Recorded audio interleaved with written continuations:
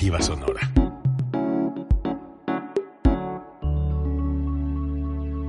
Código Libre.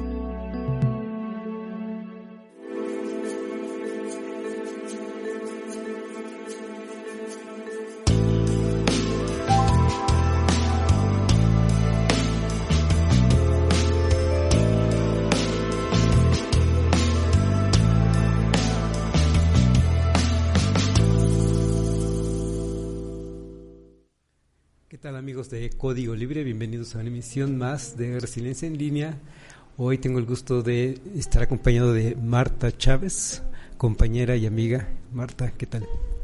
Hola, Carlos, buenas tardes. Pues muy bien, gracias por la invitación y con ello la inclusión de un tema que es un problema, una problemática social muy poco abordada y conocida y que atañe a nuestro país, al estado de Michoacán y a La Piedad, porque tiene también un cerezo estatal aquí. Yo creo que lo dices bien, es un tema invisible para mucha gente. Yo incluido, yo te soy franco, conocí de esta problemática hasta que tú lo abordaste en el Colegio de Michoacán y empezaste no solo a estar interesada, sino a publicar. Y ha habido temas interesantes, a ver si hay posibilidad de que nos platiques un poco de esa experiencia, porque la ampliaste, porque en algún momento te fuiste incluso a España a hacer una estancia también para trabajar asuntos de reclusión, y también es interesante conocer experiencias, comparando, digamos, la experiencia mexicana en cuanto a reclusorios con respecto a otros países, si uno puede ser España. Y si quieres empezamos por ahí entonces, porque te estamos invitando para platicar, como lo manejamos en el título, Mujeres en Reclusión, y para ello podemos abrir con el asunto del sistema penitenciario en México. Entonces, ¿cómo lo ves? ¿Cómo está? Y bueno, en el caso particular de el sistema penitenciario para mujeres. Muy bien. Bueno, también quiero saludar a a las personas que ven tu programa y que te dan seguimiento. Y ojalá que el conocimiento de esta realidad que viven muchas personas en el país, no solamente mujeres, son mucho más hombres, les haga un poquito más conscientes y más sensibles de que esta población existe y que vive siempre en el olvido y en la espera de muchas cosas, entre ellas en espera de la familia, en espera de su libertad, siempre en espera, hasta que logran salir de esos lugares. Acabas de dar un concepto, yo digo, muy bonito, espero no sea así como que muy romántico, hacer romanticismo sobre un problema real que sí, es muy doloroso, problema. Pero estás diciendo que esperan, y ahorita nos dices en esa forma, porque también forman una identidad, supongo, ahorita nos platicas si se forman un sentido de identidad entre ellas, y quizá uno de los rasgos sea precisamente la espera. Pero a ver, platícanos primero por el asunto del sistema de reclusión. Sí, mira, yo inicié en este tema trabajando la Piedad. Mi realidad, trabajo en prisiones dentro con ellas, con las mujeres. Es más fácil trabajar como mujeres también, pero no es la única opción. También se puede trabajar con hombres y es accesible. Pero yo opté a trabajar con mujeres, y después de conocer la realidad de La Piedad fue cuando se vino la posibilidad de hacer trabajo en España, y estuve un año haciendo trabajo en 2 cárceles, una del sistema cerrado en Granada, España, en la cárcel de Albolote, y una del sistema de semilibertad. Entonces eso me permitió ampliar, pero llegó un momento en que dominaba más la realidad española que la misma mexicana, porque yo nada más había hecho trabajo de campo en La Piedad, y de ahí me interesé y me fui a Morelia, y estuve en el David Franco en Morelia casi un año, también haciendo trabajo dentro con las mujeres. Entonces ya tienes ahí una muy buena experiencia, imagínate, ya recorriste entonces para empezar por una cárcel local, estatal, en el sistema estatal, en La Piedad, después te vas a España, también vas a seguir trabajando el tema, regresas a México, pero te vas a un sistema a un penal en Morelia. Y eso me aterrizó más a la realidad mexicana, porque se oía medio chocante cuando iba a congresos que presentara siempre de España, porque era lo que yo tenía, y yo decía, eso no es justo, no está bien, ¿no?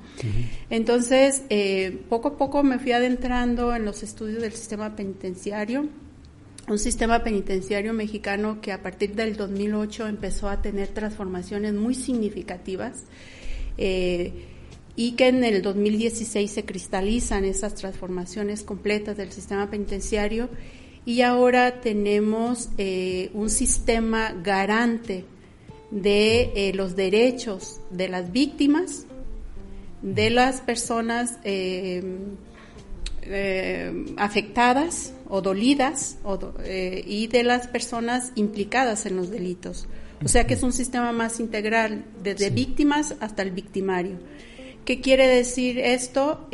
A muchas personas no les gusta, obviamente, porque es muy frecuente escuchar cuando una persona comete un delito, sea hombre o mujer, pues que se pudre en la cárcel y se lo merece, ¿no? Pero el nuevo sistema de justicia que pasa del culposo al acusatorio, o sea, culposo es eres culpable hasta que demuestre lo contrario, las víctimas no tenían garantías, no hacían juicios abiertos y los jueces casi nunca estaban en los juicios. Y cuando pasa al sistema adversarial, que es el actual, o acusatorio, entonces eres inocente hasta que se demuestre lo contrario. Tienes derecho a un juicio abierto, ya no a puerta cerrada, tiene que estar forzosamente un juez y las víctimas deben ser acompañadas por un especialista que les otorgue el Estado. Y también se instaura bien la prisión preventiva oficiosa, que tiene muchas cosas en contra, otros le ven muchas cosas a favor, pero estos son de los cambios que se acompañaron. Y otro cambio fundamental tiene que ver, como tú le llamas, mujeres en reclusión. Me gusta que les digas mujeres en reclusión, yo a veces les llamo mujeres en confinamiento o mujeres en prisión. Pero con esta modificación del 2016 se hace un cambio en la denominación que se les daba a esta población. Se pasa de interno y de un proceso de rehabilitación social que tomaba a las personas como si estuvieran enfermas, como si fuera la enfermedad de la sociedad y había que curarlas psicológica, socialmente. Se pasa a un sistema de reinserción social donde se abandona el concepto de interno y se opta por el de persona privada de libertad. Y este concepto tiene sus que veres también, su discusión, pero una de las cosas que me gusta mucho es que habla de personas, ¿sí? Privadas de libertad. El concepto es más humanista y yo creo que estas modificaciones y reformas al sistema penitenciario y de impartición de justicia se han logrado mucho por el seguimiento de los derechos humanos, tanto a nivel nacional, estatal como internacional. Y se le da la calidad humana de personas, pese de que hayan cometido un delito por lo que ellos, las mujeres generalmente dicen que cometieron un error, que se metieron por la puerta falsa. Difícilmente se denominan delincuentes, cuesta decirlo. Entonces cometí un error, por un error que cometí, estoy aquí, y ese tipo de situaciones así lo asumen, pero nos permite abordarlo con la calidad humana que tiene todo ser humano, sea quien sea. El problema es que los administrativos y muchos estudiosos lo reducen a PPL. Entonces eso sí no me gusta, porque entonces se le pone una sigla y se le quita todo el valor de persona, ¿no? Sí. Y entonces estas son las modificaciones que tenemos en el sistema penitenciario a nivel nacional, que tiene una población de 202,000 personas privadas de la libertad en más de 500, casi alrededor de 550 centros penitenciarios. 255, centros penitenciarios en todo el país, y el 95% son hombres y el 5% son mujeres. Pero ese 5% cada vez tiende a acercarse más al 6%. O sea que en los últimos años la delincuencia o los delitos cometidos por mujeres y mujeres que son sentenciadas o no, pero son llevadas a centros penitenciarios, va lentamente en aumento. Aún así llama la atención que solo 5%, digamos, del 100%, que las mujeres delinquen, pero en proporciones muy menores. Muy menores. muy menores, y en el país, de esos 255 centros penitenciarios, solamente 11 tenemos de mujeres, de puras mujeres, femeniles que les llaman. El último que acaban de abrir es el de Tepic, en Nayarit, pero tenemos en Querétaro, en la Ciudad de México, en Chiapas, en Morelos, en varios estados de la República están distribuidos estos centros femeniles, pero Michoacán no tiene. Por lo cual las mujeres que están en prisión están en centros mixtos. Centros que están divididos por una barda, de un lado están los hombres y del otro lado están las mujeres. Y hay una interacción continua entre ellos, ¿no? ¿Es una barda? ¿No se ven o sí se ven? Sí se ven. Bueno, en Morelia no todos los lugares se ven. Aquí en La Piedad, donde estaban cuando yo hice trabajo, no se veían. Después los cambiaron a donde sí se veían. En Morelia, por la calidad de las instalaciones del Varonil, que es un edificio como de 4 o 5 pisos con vista, una parte del edificio a la sección femenil. Entonces hay una serie de lenguajes que se hacen entre hombres y mujeres para manifestarse que se interesan en ellas, o que se quieren, o que les gustan, o cosas así, ¿no? Entonces los gritos, aparte que son lugares de espera, que yo te digo, siempre se espera a todo, se espera que le abran la puerta en la mañana, que se levantan porque las cierran con candado, se espera que le abran las esclusas para poder salir y circular por los pasillos, se espera a profesores, se espera a funcionarios, se espera a la familia, se espera a la libertad. Por eso yo te digo, estos son lugares de espera. Ellas, una vez que les abren la celda, empiezan a circular, y sus lugares preferidos es hacia donde se ve Varonil, y ahí hacen ejercicio y se mueven, y todos los hombres están viendo, y son momentos muy bonitos. Bueno, a mí me gustaba mucho ver esa interacción y y después vamos a ver que eso tiene un papel muy importante para la estabilidad de la población que está allá adentro. Muy bien. Oye, tocaste varios temas y te pregunté por uno de ellos para empezar, el asunto de la identidad. ¿Se forma una identidad entonces entre las mujeres? No sé si en sentido de solidaridad o en sentido de somos iguales. Acabas de dar, bueno, dice algunos elementos como nunca reconocerse como delincuentes, sino que cometieron un error. ¿Cómo podría darse unos tintes de identidad? Yo no he estudiado propiamente la identidad de ellas, pero las muestras que dan es que se asumen enteramente, la mayoría como mujeres, tienen la identidad femenina. No asumen la identidad como delincuentes, sino como mujeres imperfectas que cometen errores, y que cometen errores tan fuertes y tan graves que las pueden llevar a la cárcel. Yo nunca escuché de palabras de ellas que son criminales, como muchas veces solemos fuera decirles, ¿no? O que son delincuentes, sino son mujeres que se fueron por la puerta falsa, que se equivocaron y asumen una identidad de superación y de mejora. Buena parte de ellas, casi la tercera parte, no la mayoría, por desgracia, a mejorarse como seres humanos, como personas, a perfeccionarse para que sean mejores recibidos con su familia y principalmente con los funcionarios y la misma comunidad interna, o sea, la que está adentro. Pero hay un grupo de mujeres que se asumen como niños, o sea, son que fungen como en las relaciones de pareja como pues no sé, si son gays, ellos le llaman niños, ¿no? Ella es un niño. Entonces se forman parejas entre ellos, y no todas, y tienen que luchar con el estigma sobre todo de la familia, pero sí se dan ese otro tipo de identidades que no es ni hombre ni mujer, sino es otro género, que yo no me atrevo a calificar, de ponerle un nombre. Ellos le ponían niños, entonces yo le llamo niños, pero sí son relaciones lésbicas, y funcionan y dan mucha estabilidad al interior. Aunque desde antes de ingresar no eran reconocidos como lesbianas.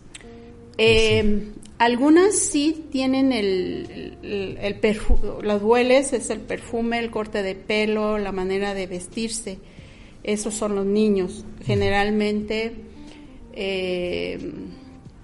sí tienen esa identidad desde el momento que entran. Las que están tambaleándose es las parejas de los niños, ¿sí? Que fueron mujeres o que son mujeres heterosexuales y que tienen relaciones con alguna de las integrantes del grupo. En Morelia son 2 módulos, aquí en La Piedad solamente hay un módulo donde están todas, y se establecen varias relaciones de este tipo, más de lo que uno se pudiera imaginar, y muchas veces estas relaciones son coyunturales, son temporales, son mientras tanto, están ahí, pero cuando la familia sabe sí les genera problemas, pero a ella les da mucha estabilidad y mucha seguridad y mucho afecto, que es lo que ahí se necesita.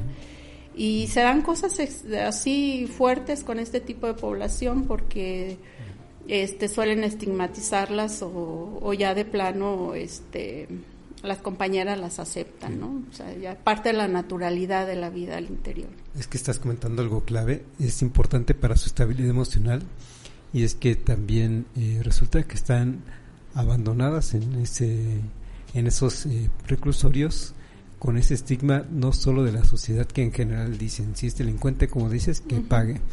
Que además en México yo creo que se ensañan con un delincuente, no sé tú qué pienses. Una persona podría cumplir su condena si es de asesinato 20 años como es en otros países, pero en México se han encargado secuestro o cualquier otro delito grave, se han encargado nuestros políticos por dar penas de 60, 70 años. Yo diría que a veces hasta risible, porque no van a cumplir tantos años, porque no van a dar esa edad, vamos. Pero como socialmente suena que estás dando un castigo ejemplar, entonces socialmente, para empezar, reciben el estigma.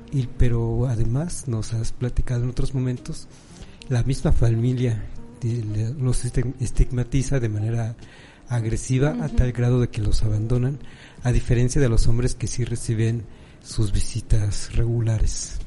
Sí, mira, ese tema lo he estudiado transversalmente también aquí en La Piedad y en Morelia, y hay una expresión de una trabajadora social de aquí de La Piedad que es muy válido. Yo no he encontrado algo más certero que eso. Dice, la familia en prisión te hunde o te saca, ¿sí?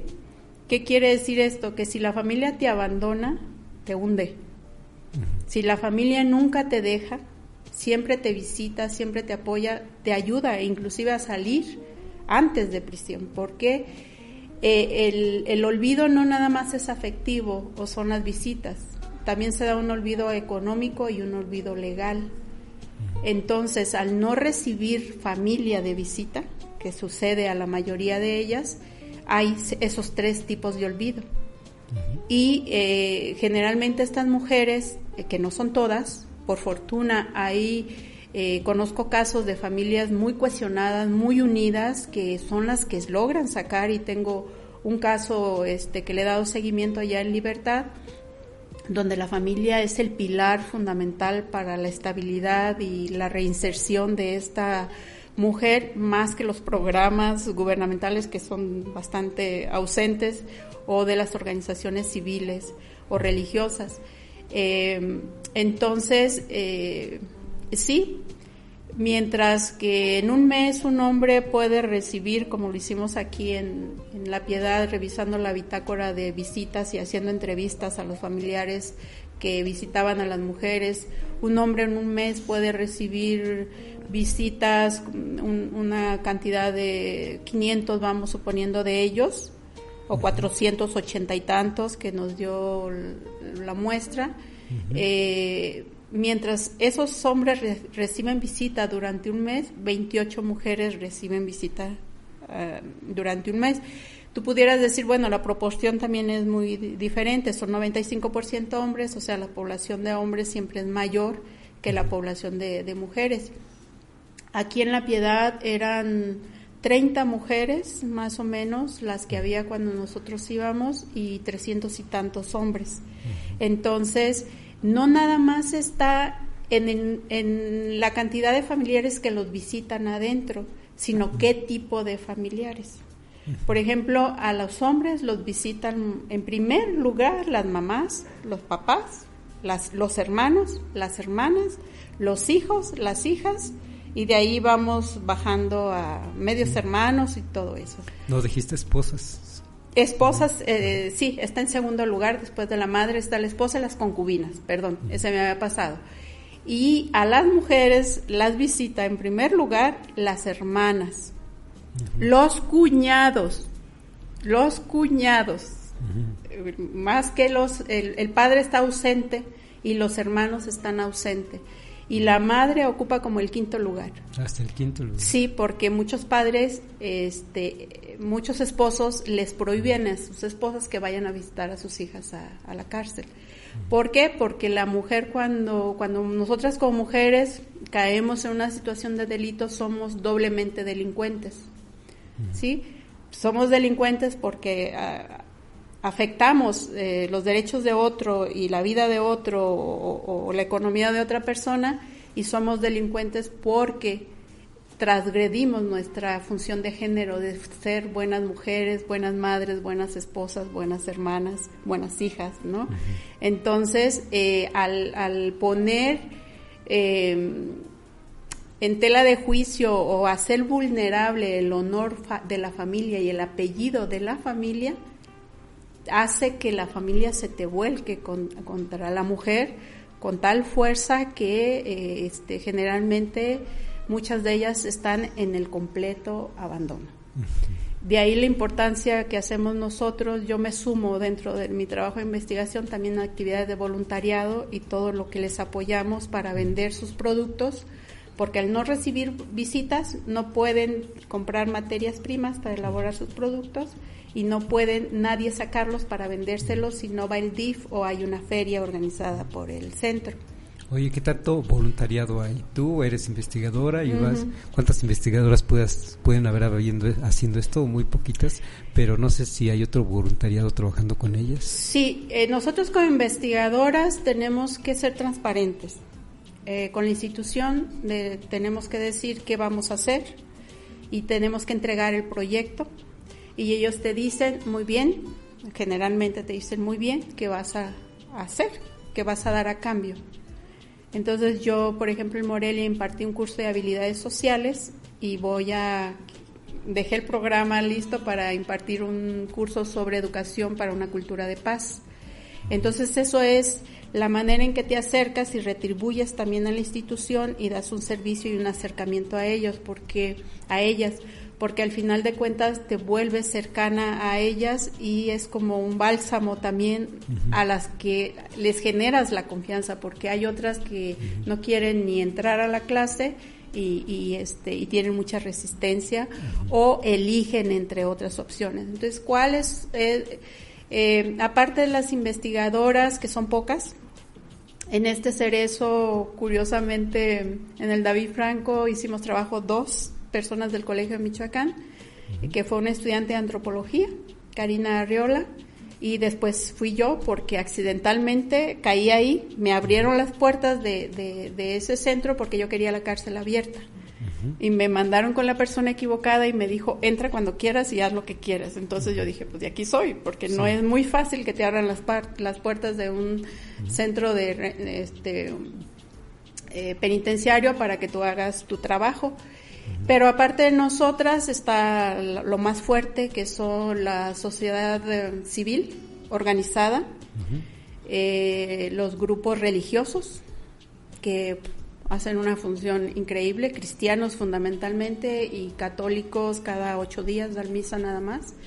Los grupos cristianos tienen mucho más relación y tienen mucho más impacto con esta población para redimirse y para corregirse y para tener paz y para tener aliento para salir adelante y obtener la libertad y ser mejores personas, como ellas los dicen, cultivar la persona. Y Alcohólicos Anónimos, drogodependientes, también en algunos centros, y organizaciones como Modelando las EVAs, creo que se llama uno, universidades que trabajan y hacen labor social, impartiendo diferentes talleres. Entonces, en Morelia, por ejemplo, tienes que competir y esperar un espacio libre, porque hay mucha oferta de actividades. Entonces, sí hay muchos grupos de la sociedad civil, organizada y sin organizar, o sea, así libres, que yo le llamo el voluntariado más individual, no lo respalda un grupo de fondo. Y La Piedad tenía menos opciones porque también en Morelia está el DIF y mujeres, que también aquí en La Piedad está el DIF y mujeres, pero pues casi no hay mucho voluntariado, no hay algunos que dan su servicio social de la UNIVA generalmente. Aquí en la Piedad me tocó ver a algunos, o algunos criminólogos o algunos de derecho, pero trabajar directamente con las mujeres somos pocos los que lo hacemos, y a mí me da mucho gusto poder estar ahí y servir de algo y también aprender. Comentabas que se genera ya cierta confianza entre tú como investigadora, como persona externa a fin de cuentas, y las personas en reclusión. Sí hay una buena comunicación ya pasado un tiempo, digamos. Sí se da un acercamiento mucho más espontáneo y creado lentamente. Son personas que son muchas veces olvidadas, entonces les cuesta mucho abrirse, acercarse a alguien que después las va a volver que las va a abandonar, ¿no? Yo me siento así, pero yo no he regresado por la pandemia, ¿sí? E incluso yo he dicho que cuando yo me jubile yo voy a hacer voluntariado a mi antojo y sin ya más presión, ¿no? Pero sí les cuesta mucho abrirse, y un reducido número de ellas se llegan a tener un acercamiento, que te confían y te piden consejos para muchas cosas, porque yo para ellas siempre fui la terapeuta, porque les daba el curso de habilidades sociales, donde ves muchas cosas como la empatía, la proximidad, saber escuchar y ese tipo de cosas. Entonces me decían que era terapeuta, porque también trabajábamos cómo resolver los conflictos y cómo resolver los problemas que se dan cotidianamente entre ellas, ¿no? Que realmente son problemas demasiado leves, pero se hacen muy escandalosos. Entonces eso hace que las mujeres en prisión adquieran la fama, e inclusive los hombres también que están en prisión dicen que son escandalosas y que son conflictivas, cuando los conflictos y los escándalos son gritos, son empujones y son problemas cotidianos que se hacen grandes por ser un medio tan cerrado, mientras que en varonil la violencia que se ejerce allá es de otro tipo, realmente violencia de sangre, de otro tipo de violencia. Entonces las mujeres no son nada, pero les han asignado, a mí me molesta que les digan que son así, que son conflictivas, porque sí, es la manera de que afloran las inconformidades, los conflictos, pero muy pocas veces hay sangre y muy pocas veces se llega a situaciones mayores, como sí se llega a dar en la sección más de los hombres, ¿no? Entonces yo siempre digo que no, que nada más es la fama, y porque somos expresivas, gritonas, escandalosas, pero realmente los problemas de fondo realmente no son tan fuertes, ni las consecuencias son tan fuertes, ni se llega a extremos para resolverlos. Pero pues desahogarse viene bien, ¿no? Yo sí he visto que muy pocas veces se llega a golpes, y cuando se llega a golpes son llevadas a la celda de aislamiento durante 15 días, ¿no? 15 días, solas, totalmente solas, por haber agredido o porque les encontraron cualquier otra cosa en algún cateo, o porque le faltaron el respeto a una custodia o un funcionario, porque hicieron algo que no estaba permitido, se van a aislamiento durante 15 días. Oye, Marta, en este asunto de las emociones y en este estado de abandono, que lo que se ve es que está en un estado de vulnerabilidad muy tremendo, también se da el asunto de la maternidad, de las mujeres en reclusión, que se embarazan dentro, según entiendo.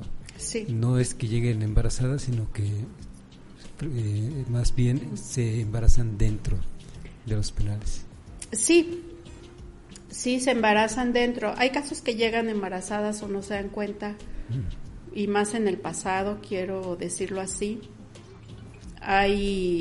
Yo tuve el caso de uno de las chicas que le dicen que es niño, que cuando la detuvieron la violaron y la embarazaron de esa violación, y ella tuvo que tener su hijo dentro y además no decir nada, ¿no?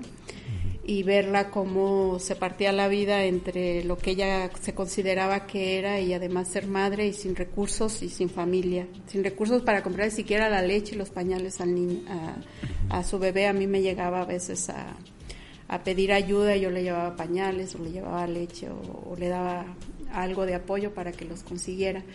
Pero la mayoría de las mujeres dentro, sobre todo en las cárceles que yo he estudiado, que son mixtas, se dan muchas relaciones afectivas entre varonil y femenil. Y se forman muchas parejas que deben reunir y pasar todo un procedimiento para que se les permita reunirse y pasar a íntima. ¿Qué quiere decir esto? Que una vez a la semana pueden ir a su visita íntima con su compañero, una vez que acreditan que la relación es unión libre o es concubinato o lo que sea, reuniendo los requisitos de la institución, y de esto salen algunas mujeres embarazadas. Yo en Morelia, de las 30 y tantas que había, que fluctuaban, es una población muy, muy fluctuante, había entre 8 o 10 madres con bebés dentro. Y son a veces muy criticadas porque las consideran como que son muy inconscientes, que cómo se atreven a traer o embarazarse estando dentro de prisión.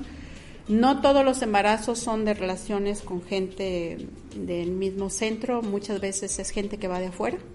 Pueden ser sus concubinos, pueden ser sus esposos, que generalmente las abandonan a los primeros en los primeros meses, se olvidan completamente de ellas, y luego se consiguen otra pareja con el tiempo, otra pareja dentro, o aún teniendo el marido, deciden tener una pareja dentro porque es más frecuente el contacto con ellos. Te digo, esto les da mucho más estabilidad en algunos casos, pero no en todos, porque mientras está en la íntima, son unos cuartos muy, muy íntimos y pueden golpearlas y nadie puede entrar. Entonces sí se dan situaciones de violencia dentro de la íntima, y si ella no denuncia o no hace nada, no pasa nada, o se dan momentos bastante agradables para ellas porque llevan comida, llevan cosas, platican, ven películas o qué sé yo, y entonces de ahí vienen múltiples embarazos, y muchos también dicen que las mujeres se embarazan a propósito para ganar ciertas ventajas y ciertos apoyos. Pues yo no he trabajado directamente con madres embarazadas. Lo que sí es que una vez que tienen el embarazo, ellas tienen que pagar mucho de los costos del seguimiento del mismo, porque ahí solamente hay médicos generales. Y después tienen que pagar el sostenimiento, la leche, los pañales, la ropita. Y se da mucha solidaridad entre ellas. Hay guardería. En Morelia había guardería, aquí en La Piedad no había nunca vi niños. Sí, en Morelia sí había guardería, y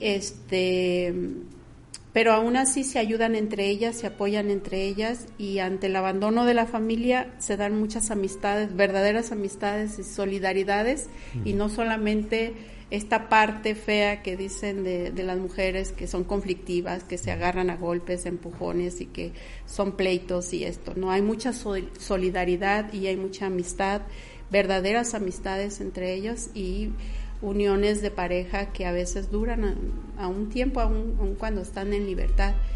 Y estos niños pueden estar con sus madres hasta los 3 años. 3 años. ¿En México en general o es por Ya estado? se ha normalizado porque en algunos estaba a los 5, otros a los 6, hasta los 12 años. Entonces ahorita ya se ha establecido que es a los 3 años. Y algunas madres nace la bebé y se la llevan, no quiere que crezca en prisión, y algunas sí se lo dejan con ellas y a los 3 años tienen que asignar a un familiar tutor que se la lleve para seguirla criando y formando, y pocas veces las llevan a prisión. Pocas veces van los hijos de las mujeres en prisión, pero sí llegan a ir en algunos casos. No es la mayoría, pero sí llegan a visitarlas, y otras los ven hasta que están en libertad, ¿no? Oye, ¿las guarderías son en forma? ¿Son buenos servicios los que se dan adentro? Mira, yo no entré. Eso está dentro de los módulos femeninos. Yo entraba al módulo donde estaba la biblioteca, el salón de belleza, módulos como educativos de servicios, donde estaba la escuela, donde estaba el centro, le llaman la palapa, donde se reúne la gente para eventos sociales, pasillos, el almacén, la cocina, y los módulos al interior tienen la capilla, tienen los comedores para llevarles la comida en un carrito que le llaman el torito. Le llevan su comida, y en esos espacios está la guardería, hay una cancha y ya hay una capilla.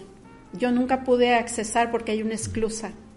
Es ahí donde te digo que esperan que le abran la puerta de su habitación, después la del módulo y después la de la esclusa. Tienen que esperar hasta que las custodias deciden abrir, y así para poder circular y ir con el médico a recibir su medicamento, o ir a sus clases, o ir a la cocina, a los que trabajan en la cocina. ¿Ya no pasaste porque no te dieron el permiso? Nunca intenté ni pedí entrar, yo solamente observaba y tomaba mis notas. Lo que sí tenía en mi clase como 3 madres, llevaban a veces a sus hijos, y decían que las que cuidan los niños dentro de la guardería son personas que están privadas de libertad, otras mujeres que trabajan en la guardería y que son capacitadas y habilitadas y les pagan por trabajar en la guardería y cuidar de los niños. Pero yo nunca entré. O sea, te mentiría que yo estuve en ese lugar, y que entré en España, en Granada. Tenían una escuela y una guardería, una cuestión muy, muy grande, con varios salones, pero acá no me tocó. Nunca intenté porque, sabes, cuando haces trabajo dentro de prisión tienes que ser muy cuidadoso. Cualquier cosa que les dé desconfianza hace que te cierren las puertas. Sí. Y no tienes que dar un paso en falso, y tienes que valorar qué hacer para seguir trabajando y seguir aportando y seguir también obteniendo datos y lo que buscamos, ¿no? Entonces yo nunca me arriesgué a intentar entrar. En cambio, en La Piedad entré hasta las celdas. ¿Ahí tenías entrevistas? Sí, podía entrar hasta las celdas, podía ver dónde estaban sus cositas. Generalmente son celdas para 2 personas. Cuando mejor les va, solamente está una persona en una celda, pero generalmente son 2. En Morelia le llamaban mi casa. A la celda era el espacio más íntimo, y decía, ya me voy a mi casa.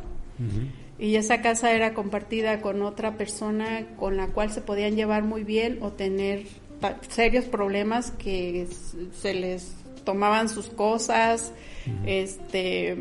Había personas que tenían desconfianza de su compañera de celda o de estancia, que le llaman, y agarraban en una caja sus objetos, sus más valiosos, y salían y se los llevaban y andaban o los encargaban con otra persona, porque no todas las relaciones de la compañera de celda son armoniosas, La mayoría de los problemas que se trataban en mi curso de habilidades sociales eran problemas con la compañera de la estancia o la compañera de la casa, o conflictos por trabajo. O sea, una empieza a hacer una actividad, una manualidad, y entonces la otra le empieza a imitar. Y pese a que hay que seguir un procedimiento también para tener ese permiso de autoempleo, autoemprendedoras inventando manualidades de diferente tipo, pues no falta quien las imite, entonces no respetan los campos, ellas quieren que no se compitan entre ellas, se generan ciertos conflictos, o pues conflictos por chismes, también se dan mucho, ¿no? Pero generalmente se tiende a algunas de ellas a la conciliación, otras a atizarles, y ahí entran las custodias también, que a veces apaciguan y a veces alientan y a veces propician. Sí. Entonces, es otro tema, Carlos. Oye, Marta, te quiero preguntar sobre la experiencia en España, sobre los reclusorios y mujeres en reclusión en España, pero también comentaste desde hace rato que hubo unas reformas al sistema penitenciario mexicano 2008, después 2016. 2016 es la fuerte, la decisiva. Y en 2016 ya tienen que ser juicios horarios. Sí. ¿Eso ha ayudado para reducir las injusticias que de repente sabemos que suceden? Que si hay muchas personas en reclusión, y entre ellas mujeres en reclusión, es porque a veces no tienen para pagar el abogado, o a veces, como dices, lo hicieron bajo presión de los maridos, en fin. Pero ¿sabes si esto ha funcionado? ¿Se ha mejorado el asunto? Yo no he asistido a los juicios orales de personas que se están sentenciando para ingreso. Yo fui a un juicio oral para una liberación anticipada, y me tocó ver todo el protocolo, todo el seguimiento, todos los requisitos que deben reunir. Esta persona tenía abogado que le pagaban, no era de oficio, y el abogado que representaba al Estado, al Estado, estaba ahí, y la abogada de la persona, ¿no? Y estaba la juez. Y un chico que llevaba y registraba y grababa toda la sesión, y el público. El público no puede decir nada. No puede decir ni esta boca es mía. Lo único que haces es presenciar el desahogo muy repetitivo, un protocolo muy reiterativo, muy cerrado de todas las pruebas, y van diciendo que sí cumple y que no cumple. Y yo al juicio que fui de ella le negaron la libertad anticipada porque faltaba una carta de desempeño de buena conducta que le tenía que expedir otro cerezo michoacano donde había estado antes, y faltaba. Entonces, aunque cumplía todo por esa prueba que no estaba, le postergaron. Y entonces lo que he notado con los nuevos juicios orales es que son eternos, por o porque falta un testigo, o porque el abogado cambia la fecha, o porque la persona privada de la libertad se enfermó, o porque no te puedes imaginar, porque falta una prueba, se postergan, y las fechas entre una audiencia y la otra a veces son 2 o 3 meses. Entonces el tiempo, la espera, agota emocionalmente, y muchas veces se llega al cansancio y a la desilusión.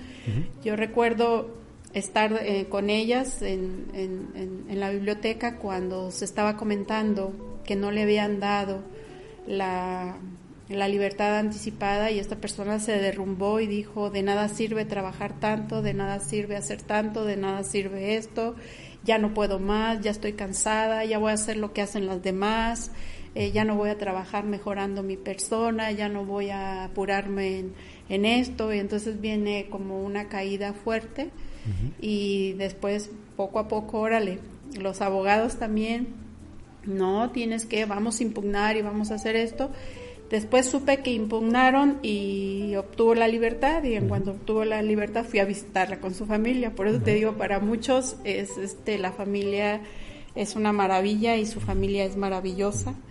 Y ella se reunió con su hija, que la había criado su hermana, que le habían dado la custodia, y ahora la veo en Facebook que promociona las artesanías y todas las manualidades que hacía dentro de prisión. Ahora está trabajando afuera, haciendo eso.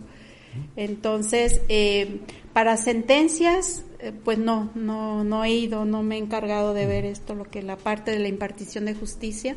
Yo he estado más en el sistema ya una vez que las juzgan, ¿no? Una vez que ya estén dentro, o que no están juzgadas pero que están encerradas, porque hay personas que duran 3 años sin recibir sentencia. Sí. Oye, Marta, por ejemplo, poquitos.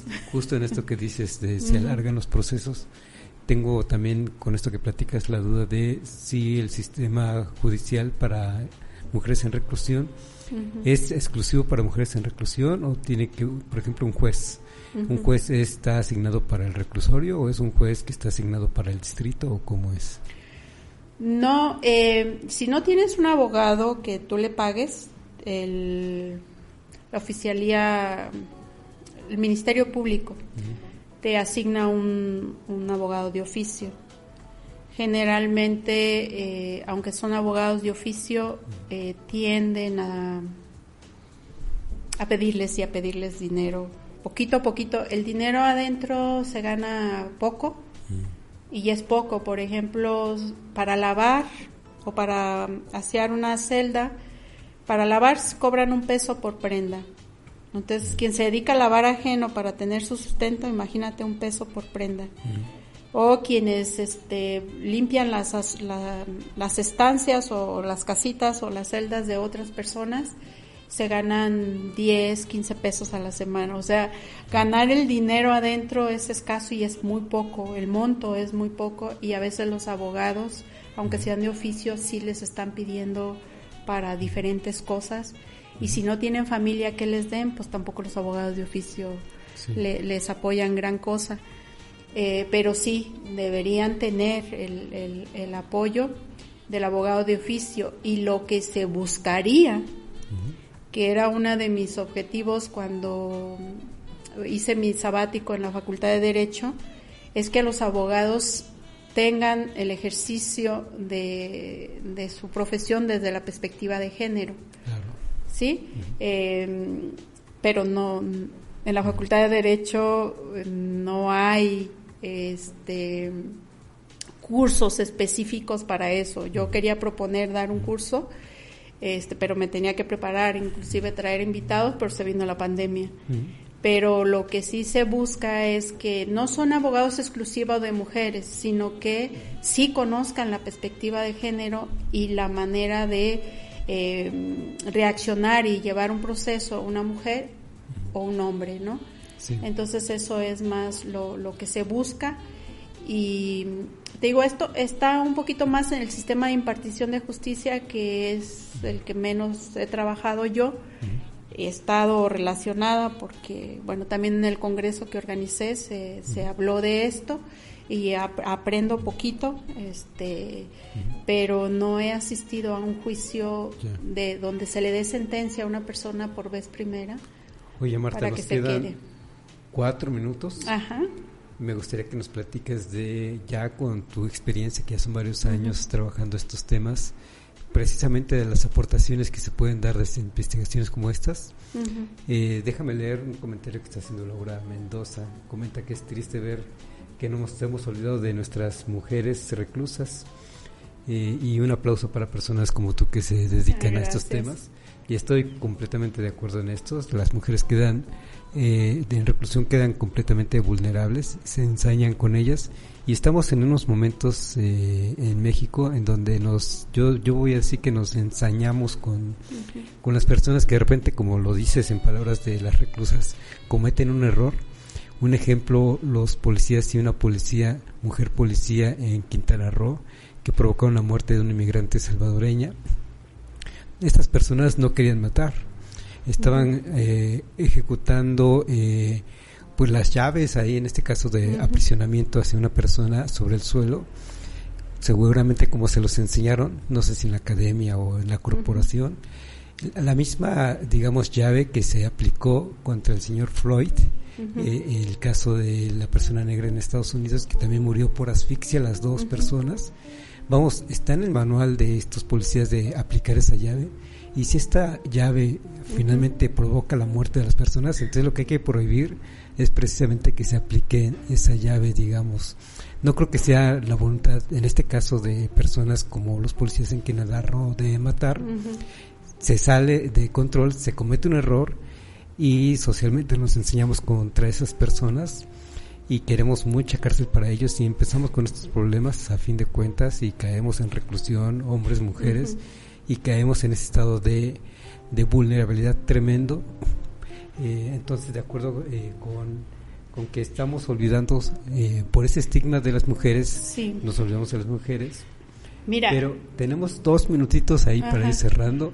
Sí, no quiero irme sin decir esto. La mayoría de las mujeres que están en prisión no han cometido delito de sangre, ¿sí? Hay delitos como filicidio y homicidio, que son los menos casos. La mayoría de las mujeres que están ahí están por robo o narcomenudeo, y muchas de ellas son madres solteras, divorciadas, abandonadas, o que el padre nunca reconoció a la criatura, y son madres que caen en estas redes de trabajo para sostener a sus hijos. En México, el 33% de las mujeres son madres solteras, ¿sí? Entre divorciadas, entre abandonadas, entre que nunca se casaron y que nunca reconocieron, las dejaron con sus criaturas. Entonces caen en estas redes de trabajo que son más fáciles. Y lo que se está dando en la última visita que tuve son muchas jóvenes. Jovencitas. O sea, la sacan una vez, vuelven a caer, la sacan otra vez, vuelven a caer, la sacan los grupos cuando trabajan, robo de coches, por ejemplo, también, trabajan mucho en eso.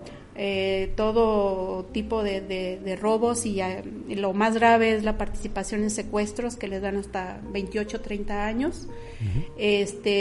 Pero es porque les prometen dinero, y muchas de estas mujeres o las jovencitas que andan en la calle o que desean el dinero fácil, o las madres que quieren alimentar y dar sustento a sus hijos, caen a este tipo de delitos, y se les viene pues todo encima, ¿no? Todo el peso de la ley. No quiero decir que no haya delitos más graves. El secuestro es grave, ¿sí? Y muchas veces los testimonios señalan cómo son persuadidas por la pareja: mira, lo hacemos, tú las cuidas, no va a pasar nada, y después las mandan como carnes de cañón, y son las que caen en la cárcel. No, a veces los agarran a los dos, pero en muchos de los testimonios que yo trabajé solamente caían ellas. Entonces hay que pensar en este tipo de población que con esas necesidades, y la otra población es que sin darte cuenta, o sin quererlo o queriéndolo, porque también existen los casos, cometes el delito, hay sangre, por ejemplo, un accidente en carretera, vas a prisión. Si alguien más va contigo y muere, y tú, mientras se arregla y todo, mientras tú vas a prisión, ya te sacaron todo lo que pudieron. Entonces yo la invitación que hago siempre es las personas que tengan tiempo, que tengan recursos, que se arrimen, que se acerquen, que hagan voluntariado, que donen. Ahí hasta el papel, el desodorante, el champú, la leche para los niños, los pañales. Nosotros hacemos varias campañas de donación y les llevamos kit, por ejemplo, de champú, toallas sanitarias, papel del baño, porque allá no les dan nada, ¿sí? Esto depende, pues, son cerezos estatales, son los ceferezos o los cerezos federales, ahí sí es otra cosa. Ahí tienen buena comida, les dan buena ropa, les dan buen calzado, les dan buenos elementos, pero los cerezos estatales pues no tienen nada de eso. Y todo el acercamiento y conocimiento que puedan tener a esta población, les aseguro que les alivia en sus necesidades, en sus dolores, alimenta sus esperanzas, y es una de las cosas que a mí más me gusta, de lo que hago, ¿no? Más que los resultados de investigación, que tú puedes publicar un artículo, puedes participar en esto, en lo otro, a mí me es más satisfactorio cuando alguien sale o cuando alguien resuelve un problema sin conflicto o cuando alguien dice que se siente en paz y que está viviendo mejor adentro y se siente más reconciliada con ella, con su familia, con la vida y llega el perdón y llega muchas cosas, y esto también tiene un papel muy importante los grupos religiosos, tengo que reconocerlo, porque cuando la ley falla, la familia falla, los amigos fallan, lo que les queda es Dios. Porque de hecho hemos visto cómo está creciendo la comunidad de cristianos en México y pues nos da la respuesta. Entonces que no se quejen la comunidad católica, si quienes está acercándose emocionalmente a estas personas, a estos grupos vulnerables, son los cristianos. Y AA también hace buen trabajo, hay que reconocerle su trabajo. Muy bien. Marta, pues con esto acabamos fue un placer, me gustó platicarles, exponerles y despertar inquietudes, por lo menos que no se olviden de estas mujeres y que se haga por lo menos un esfuerzo de comprensión, y si se puede apoyar, pues mejor. Estás haciendo visible un problema que se está viviendo todos los días. Es que con esto también quedan fraccionadas las familias. Se va a la cárcel una persona que suele ser el núcleo familiar, se rompe ese núcleo a partir de que la mujer se va a la cárcel, y además queda en situación de abandono esta mujer en reclusión. Un problema muy grave, y pues te agradecemos mucho que hayas estado aquí platicando de esto. Pues muchas gracias, Carlos. Y pues a ustedes gracias por acompañarnos también en una ocasión más de Resiliencia en Línea. También, como siempre, gracias a Felipe, a Gerardo. Muchas gracias. Allá en producción, y nos vemos la próxima. Hasta luego.